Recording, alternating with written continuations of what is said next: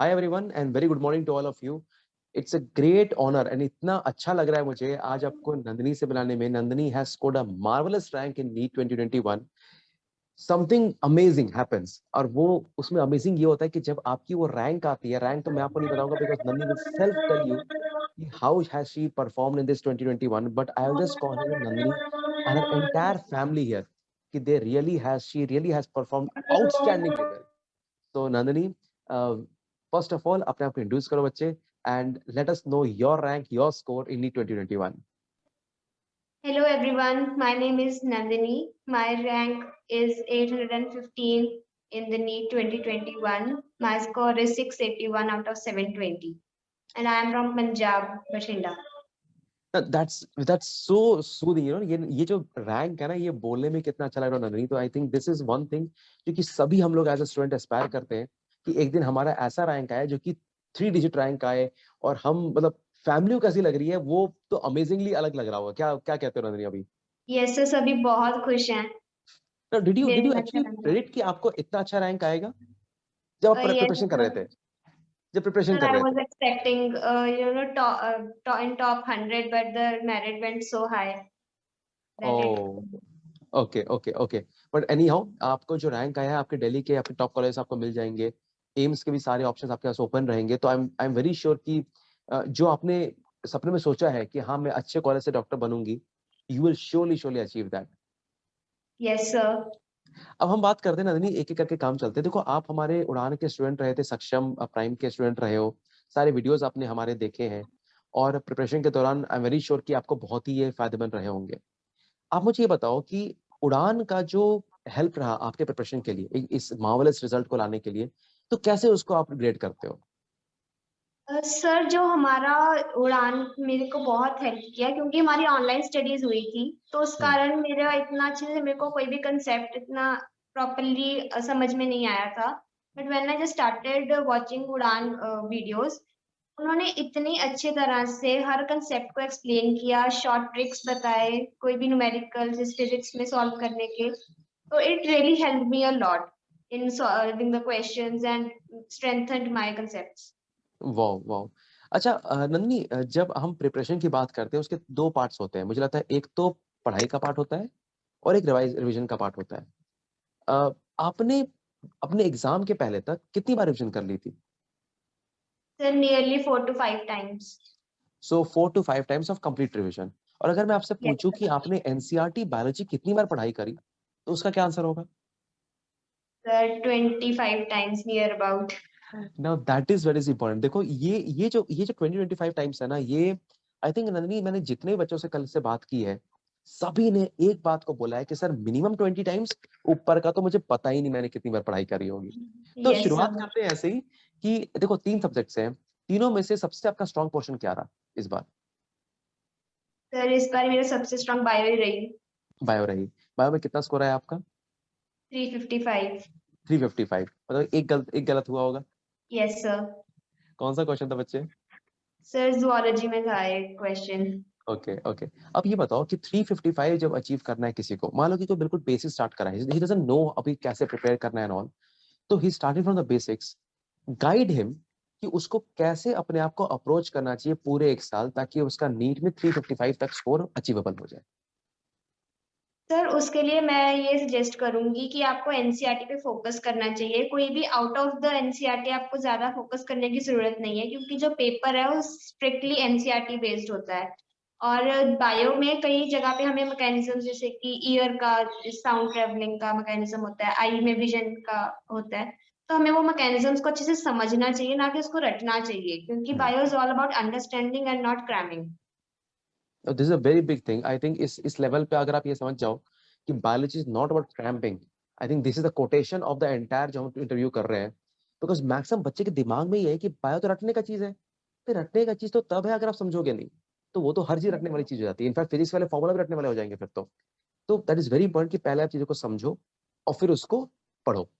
तो जब आप कोई भी चीज पढ़ते, जैसे एनसीईआरटी की कोई भी आप चैप्टर पढ़ते हो, for example let's say genetics से कोई चैप्टर आपने पढ़ा, तो उसको पहले आपने समझा और रीड किया, फिर उसके जो राइट साइड में जगह बची होती है उसको कैसे यूटिलाइज करते हो नंदनी आप? सर मैंने वहाँ पर वो चीज़ें लिखी जो मैं यूजुअली गलत करती थी, ताकि जब भी मैं फिर ओके, से अगेन उसको रीड करूँ तो मेरी नज़र उस पर पड़ जाए एंड आई कैन री-रिवाइज़ इट। अच्छा, ओके। तो लाइक इससे ये करते-करते आपने ऑलमोस्ट सारे चैप्टर्स में ऐसे बना लिया था, उस राइट जो भी बोल रहे हो राइट साइड लिख देते थे उसको। Yes sir. ओके। अच्छा, अंडरलाइन कैसे करते थे नंदिनी एनसीईआरटी को? सर मैं यूजुअली हाइलाइटर्स यूज़ करती थी, कोई भी मेरे ओके, को जो चीज़ लगती थी कि मैं ये इस पे बार-बार स्टक होंगी या इसको बार-बार गलत करूँगी, उसको मैं डिफरेंट कलर्स से हाइलाइट करती थी। बाकी ओके, जो मेरे को उससे कम इम्पोर्टेंट लगता है उसको डिफरेंट कलर से, तो I usually use highlighters for it. Okay. So by the time last आपको पता चलेगा कि भाई मुझे इस पूरे पेज में ये लाइन पढ़ना है बस। Yes sir. And that would have made your revision process very easier. Yes sir, बहुत फास्ट रिवीजन हो गई थी मेरी। बिल्कुल एकदम जो आइडियल सिनेरियो होता है ना कि आपको जब प्रिपरेशन करना है तो यू शुड अंडरस्टैंड कि पूरा पेज तो एनसीईआरटी ने लिखा है, बट उसे पढ़ना क्या है? That is exactly what Nandini did. इन्होंने अलग-अलग हाइलाइटर्स यूज़ किए, अपने आप को अपने माइंड को ये ट्रेन किया कि उस पूरे पेज में वो जो नीचे लाइन लिखी हुई है, छोटी-सी 2 पे लाइन जो लिखी हुई है, वो मुझे ध्यान आना चाहिए। तो that is how you get to know कि आपको पोज़ीशन वाइज़ चीज़ें याद होने लगेगी। तो जो भी बच्चे ये इंटरव्यू देख रहे हैं, प्लीज़ अंडरस्टैंड कि NCERT is not about cramping things, it is all about learning things, it's all about learning things. And उससे इम्पोर्टेंटली ये है कि जब आप कोई भी चीज़ को पढ़ाई करो, तो एनालिसिस के थ्रू ये देख लो कि हाँ, पूरे पेज में मुझे ये चीज़ याद नहीं है, उसको मैं बार-बार, बार-बार पढ़ूँगा या पढ़ूँगी। केमिस्ट्री के लिए बताओ कि केमिस्ट्री आपने कैसे अप्रोच किया? सर केमिस्ट्री में इनऑर्गेनिक के लिए मैंने अपने आप को स्ट्रिक्टली एनसीईआरटी पे फोकस किया, क्योंकि मैंने प्रीवियस ईयर क्वेश्चंस देख लिए थे कि सारे एनसीईआरटी से ही आते हैं। और ओके, ऑर्गेनिक के लिए मैंने एनसीईआरटी के जो भी रिएक्शंस थे उन पे ज्यादा फोकस किया rather than focusing on different reactions जो कि एनसीईआरटी में बिल्कुल भी नहीं है। ऑर्गेनिक तो में नंदिनी डू आपको यू वांट टू से कि जो नीट की जो केमिस्ट्री आती है, वो कोई बच्चा पूरा-पूरा एनसीईआरटी से कवर कर सकता है? Yes sir, most of wow! The portion NCERT से ही आता है, कोई भी उससे बाहर नहीं आता, क्योंकि मैंने अपनी प्रिपरेशन से पहले मैंने ये देखा था कि कोई भी प्रीवियस ईयर क्वेश्चंस कहाँ-कहाँ से आते हैं। मैंने अपनी ओके, एनसीईआरटी में इनफैक्ट मार्क भी कर लिया था कि ये लाइन से क्वेश्चन आया था फिर इस साल को wow! Previous year. I yes think sir. Your NCERT is one thing जो कि सारे बच्चे देखना चाहेंगे। तो आई एम वेरी श्योर कि आप मुझे कुछ उसके इमेजेस भेजना, मैं बच्चों के साथ शेयर करूँगा कि किस तरह से ओके आप सर। एनसीईआरटी पढ़ोगे, उसको एनालाइन करोगे। This is really, really very important. Organic chemistry कहाँ से आपने पढ़ा था? सर मैंने एनसीईआरटी पर ही ज़्यादा फ़ोकस किया था, और उसके मैकेनिज़्म्स जो होते हैं वो काफ़ी इम्पोर्टेंट होते हैं और उनमें से काफ़ी क्वेश्चंस बनते हैं, तो उनको अच्छे से समझा था, ना हुँ, कि हुँ। उसको रटा था। ओके, तो ओके। मैंने उस ऑर्गेनिक की जो बैक एक्सरसाइज क्वेश्चंस होते हैं, इन टेक्स्ट क्वेश्चंस होते हैं, वो ज़्यादा प्रैक्टिस किए थे। हुँ, हुँ। अच्छा, अब आते हैं हम मेन ऐसा सब्जेक्ट में जिसने इस बार बच्चों की कमर तोड़ दी। मैं तो कहूँगा बैकबोन उसको हिला के रख दिया, वो था फिज़िक्स। यस अ, सर। देखो फिज़िक्स मैं नहीं कहूँगा टफ था, बट ये ज़रूर कहूँगा थोड़ा-सा लेंथी और न्यूमेरिकल बेस थोड़ा-सा ज़्यादा था और फिज़िक्स लोग बच्चों ने ऐसा एक्सपेक्ट नहीं किया था।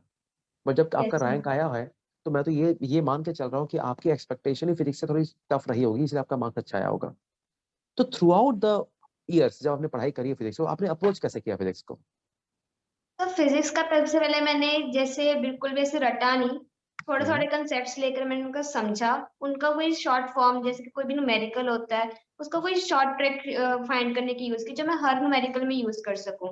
मैंने different type of numericals practice किए, एनसीईआरटी की मैंने 2-3 बार रीडिंग कर ली थी फिज़िक्स की, बिकॉज़ थोड़े से क्वेश्चंस प्रीवियस ईयर में एनसीईआरटी से डायरेक्ट भी आए हैं। ओके, तो तो उसको ना छोड़ते हुए मैंने एनसीईआरटी को 2-3 बार रीड भी कर लिया था लास्ट मोमेंट्स में। ओके। फिज़िक्स भी आपने कहीं न कहीं एनसीईआरटी से पढ़ाई करी है। अच्छा यस, नन्ही उसके एक बात साथ ही बताओ जो बैक। कि न्यूमेरिकल्स कहाँ से सॉल्व किए फिज़िक्स के आपने? सर मैंने एमसीक्यू बुक्स ली हुई थी, 2-3 हुँ, एमसीक्यू बुक्स में से मैंने उस कंप्लीटली सॉल्व कर लिया था। उस सेम न्यूमेरिकल्स को भी 2-3 बार वॉव! मैं सॉल्व कर लिया अच्छा मान था। लो कि न्यूमेरिकल आपने बनाया और आपसे गलती हो गई, तो यस आपने सर। उसमें कैसे रिवाइज़ किया था उसको? सर मैंने ना मार्क कर लिए थे कि ये न्यूमेरिकल मेरा 2 बार गलत हुआ है या 3 बार ही मैंने गलत किया है। इसको मैं हिंट देखना पड़ा मेरे को सॉल्व करते टाइम, ताकि जब मैं फिर से उस चैप्टर को रिवाइज़ करूँ तो मैं उन न्यूमेरिकल्स को स्पेशली फोकस ओके, करूँ। अच्छा, अच्छा। तो मतलब कि बायो में तो कॉन्सेप्चुअल हो गया, फिज़िक्स को आपने कॉन्सेप्चुअल बना दिया और केमिस्ट्री को भी कॉन्सेप्चुअल बना दिया। मतलब that is what is all about. The moment a student realises कि बेटा रटने का चीज़ नहीं है, आपको सिर्फ़ चीज़ें समझनी पड़ेगी। I think you will be the next Nandini and get a marvellous rank मतलब that is something beyond imagination. इतना अच्छा रैंक लाना और फिर अपना ड्रीम को अचीव करना इज़ वन थिंग। अच्छा अब हम बात करते हैं नन्ही बीच में कोविड आया, सभी लोग की प्रिपरेशन खराब हो गई। आपके घर में भी कुछ ना कुछ इफ़ेक्ट हुआ होगा, घ फैमिली मेंबर्स कुछ इफ़ेक्ट हो रहे होंगे। तो उस समय अपने आप को काम कंपोजिट रह के अपने आप को आपने पुश कैसे किया? Sir actually I my self suffered from the Covid and ओए होए! उस टाइम मेरी प्रेपरेशन थोड़ी सी लैग कर गई थी, but when I just recovered I just tried कि मैं वो जो लैग किया है मेरा पोर्शन उसको कवर कर सकूं। ओके, अच्छा। तो मतलब लाइक देखो, जब मैं एज़्यूम कर रहा हूँ कि कोविड या किसी को भी फैमिली मेंबर होता है तो उसका 5-10 दिन खराब हो जाता है। Yes sir. डिप्रेशन में अगर 5 दिन 10 दिन खराब हो जाए, तो बच्चा बिल्कुल मोटिवेट हो जाता है। पर आपने कुछ तो अपने आप को बोला होगा कि नहीं, नहीं, नहीं, मैं ऐसा नहीं हो सकती, मैं तो पढ़ाई करनी है। तो क्या आपने बोला अपने आप को उस समय? सर मैंने कुछ ज्यादा रीडिंग नहीं की, मैंने जस्ट ऑडियो बुक्स जैसे कि एनसीईआरटी ऑडियो बुक होती है वो सुनती थी हुँ। बायो की, तो कि मैं इन टच रहूं स्टडीज के, ऐसे ना हो कि 5-10 दिन बाद मेरा मन ही मत करे पढ़ने का। ओके, नहीं दैट्स वेरी इंपोर्टेंट। अपना जो पूरा मोमेंटम बना है, उस मोमेंटम को जैसे रोकोगे, तो एमवी 0 हो जाएगा, फिर आगे एमवी कभी एमवी बनेगा नहीं। It's very yes sir. Important. तो ठीक है। अच्छा, अब हम बात करते हैं कि जब आपने अब तक पोर्शन पहली बार कब तक खत्म किया था? पहली बार पढ़ना पूरा सर नियरली मैंने पिछले साल तक खत्म कर लिया था। कर लिया था। अच्छा, एक बार बता दो इससे पहले कि जो बच्चे सुन रहे हैं कि एनसीईआरटी सॉरी, नन्ही इज अ फ्रेशर और उसने अपने बोर्ड एग्जाम के साथ-साथ नीट क्लियर किया है। तो जो बच्चे बोर्ड एग्जाम के लिए प्रिपेयर कर रहे हैं, उनके लिए मैं आपका क्वेश्चन अगला क्वेश्चन ये रहेगा नंदिनी आपसे कि बोर्ड एग्जाम और नीट एग्जाम कितना डिफरेंट है ये? सर ज़्यादा डिफरेंट नहीं है, बिकॉज़ जब हम बोर्ड एग्ज़ाम्स की प्रिपरेशन करते हैं, so we are preparing our 12th for it and okay. हमारा 12th का पोर्शन नीट में भी आ रहा होता है। तो हम हुँ, जब बोर्ड्स की तैयारी करते हैं, तो हम एनसीईआरटी को रीड करते हैं क्योंकि हमें पता है कि बोर्ड का पेपर एनसीईआरटी से ही आता है राइट। एंड थोड़ा बहुत सेम चीज़ हम नीट के लिए भी करते हैं। तो उल्टा हमारे लिए फ़ायदेमंद है बोर्ड्स की, हमारी रिवीजन ज़्यादा हो जाती है नीट के लिए। देखो, ये तो उल्टी बात होगी। कहाँ बच्चा परेशान था कि भाई मेरा तो बोर्ड सर है, मैं नीट कैसे क्वालीफाई करूँ? नंदिनी ने तो आपको बिल्कुल मोटिवेट कर दिया कि बोर्ड और नीट बिल्कुल सेम है। इनफैक्ट रिवीजन ज़्यादा हो जाएँगे। In fact that's very true. तो आपको बोर्ड के साथ तो बस क्लास 11th का तड़का डाल दो, तो more easier for you. Yes sir. अभी एक काम करते हैं, अभी देखो अक्टूबर खत्म हो चुका है, नवंबर के महीना शुरुआत हुई है। अगला नीट मैं मान के चल रहा हूँ कि सितंबर में ही होगा। लेट्स अज्यूम ऐसा मान के चलते हैं, ठीक है? तो कहीं न कहीं बच्चे के पास पूरा मिला के 10 महीने से 9 महीने मान लेते हैं। 9 मंथ्स में उसको अपना पूरा प्रिपरेशन करना है एंड उसकी स्कोर अच्छी नहीं आ रही है। लेट्स अज्यूम कि उसको नीट में 300 नंबर आए। आप उसके लिए ना एक ये बनाओ कि कैसे वो पढ़ाई करे दिन भर में और अपने सब्जेक्ट को कैसे कंप्लीट करते चले।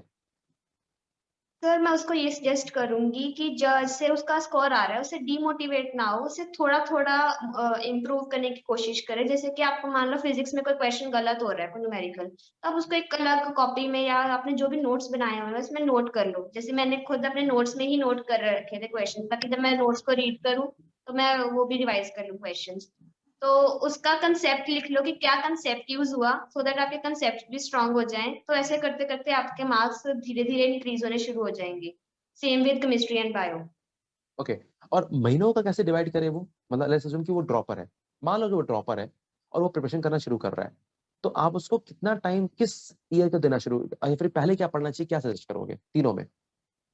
सर मैं सजेस्ट करूंगी कि आप सभी का इक्वली प्रोपोर्शन करके उसको रीड करना शुरू करो, so that in 2 to 3 months आपका सारा सिलेबस कंप्लीट हो जाए, एक बार रिवाइज हो जाए, उसके बाद फिर से सेम थिंग आप रिपीट करो, तो आपकी मल्टीपल रिविजन हो जाएंगी। Okay, okay. और दिन भर में आप कितने घंटे पढ़ाई करते थे नंदनी? Sir 14 to 15 hours। अब ये सब सुनने के बाद अगर कोई बच्चा ये कह रहा है कि उसका सिलेक्शन नहीं हो रहा है, तो पहले तो बच्चे अपने आप को पहले ये पूछो कि क्या आप साल भर 14 आवर्स पढ़ पा रहे हो? पहला, क्या आपके अंदर वो मोटिवेशन है कि जब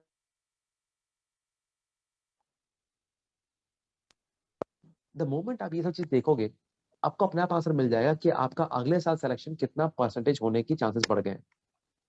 पर इंपॉर्टेंट ये है कि हर दिन अगर आप इस लेवल से पढ़ाई कर सकते हो, तो no one can take a rank from you that is within 1000 and getting a top institute of your choice. उड़ान में हम एक नया कोर्स लॉन्च कर रहे हैं नंदिनी इस साल, जो है अभी जैसे हमारे ड्रॉपर्स बैच के लिए, उसका नाम होगा उड़ान का वॉरियर्स प्राइम।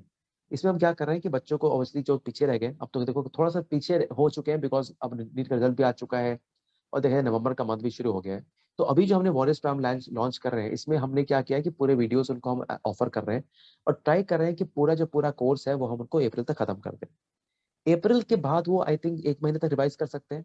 तो अप्रैल के बाद जब आपके पास जब सितंबर तक का समय है, तो लास्ट 3 मंथ्स में कैसे रिवीजन करे बच्चा? सर उसके लिए मैं कहूंगी जब आप पढ़ रहे हो तब आप शॉर्ट नोट्स बनाओ सो दैट Okay. एंड के टाइम में आपको वो हेल्पफुल हो। एंड आप जैसे कि फिजिक्स के आप सारे फॉर्मूलेस की एक लिस्ट बना सकते हो and you can go through it daily ताकि आपको फॉर्मूलाज अच्छे से याद हो जाए क्योंकि काफी सारे क्वेश्चंस फॉर्मूला बेस्ड ही होते हैं फिजिक्स में। Okay. एंड थोड़े से कंसेप्ट्स लिखते रहो कि इसमें ये कंसेप्ट यूज हुआ है तो ऐसे अच्छा. करके वो रिवाइज कर सकते हैं। ओके ओके, तो लास्ट 3 मंथ्स में आपने जितने भी जो अपने शॉर्ट नोट्स बनाए हैं उसको रिवीजन कर सकते हो. I think that will be really good. Nandini, तो फाइनल स्टेटमेंट ये बताओ कि घर में सबको कैसा लग रहा है? We are very proud of you now. Yes, sir, they are like very proud of me that I'm going to my dream college. You are really going to dream college. And जो भी college लोगे, first year में आपको doctor Ashwini मिलेंगे वापस, second में मैं आपको मिलूंगा, सेकंड में बीएस में, फाइनल ईयर में आपको डॉक्टर रजत मिलेंगे. तो जो हमने एक रिलेशनशिप कायम किया है अभी, ये बहुत ही लंबा चलने वाला है. I am very Yes, sir. Sure कि you will be a very good doctor. आने वाले दिनों में काम कंपोजिट रह के अपने आप को बिल्कुल जैसे स्टेबल रखे, इन द सेंस कि जितना पढ़ाई करा है आपने उतनी अच्छे से पढ़ाई करते रहोगे आगे. एंड डॉक्टरी लाइफ इज रियली मार्वलस. बहुत मजा आएगा आपको. फर्स्ट एमबीबीएस में जो चार्म रहता है, एक एक फर्स्ट एमबीबीएस में जो पढ़ाई करते हैं बच्चे, मजे भी करते हैं, ऐसा नहीं कि सिर्फ पढ़ाई करते हैं, मजे भी करते हैं. प्रैक्टिकल्स में आते हैं, वार्ड्स में आके पेशेंट्स को देखते हैं, फर्स्ट एनाटॉमी डिसेक्शन हॉल में वो डिसेक्शन करते हैं, बायोकेमिस्ट्री में एक्सपेरिमेंट्स करते हैं. तो दे रियली लव इट. मतलब your life is going to change like anything. Your family will so proud of you. Just telling कि मेरी बेटी जो है वो डॉक्टर बनने वाली है. दैट दैट दैट जो एक बात होती है ना उनके फैमिली में, you will just realise in few days जब आपके पापा भी बात करेंगे कहीं पर बाहर में, कि how proud they are all about you and we all are proud about you. So really a big big congratulations to you. I wish कि जितने भी उड़ान के बच्चे हैं जो जिसको वॉच कर रहे हैं इस वीडियो को, उससे कुछ सीखे. किस तरह से फिजिक्स केमिस्ट्री बायोलॉजी को आप कॉन्सेप्चुअल बना सकते हो, आप कैसे अपने कॉन्सेप्ट्स को रिवाइज कर सकते हो. सब कुछ मैंने बताया है कि कितने घंटे पढ़ती थी, कहाँ से पढ़ती थी, कैसे अपने आप को मोटिवेट रखा उसने. तो बहुत सारी बातें करी हमने. Nandini, final words to our students. Final words. All the best, guys. You're gonna rock in the NEET next year. I'm very sure they will. And thank you, Nandini, for speaking to us. Wishing you all the best. Take care. God bless you and enjoy. Thank you, sir.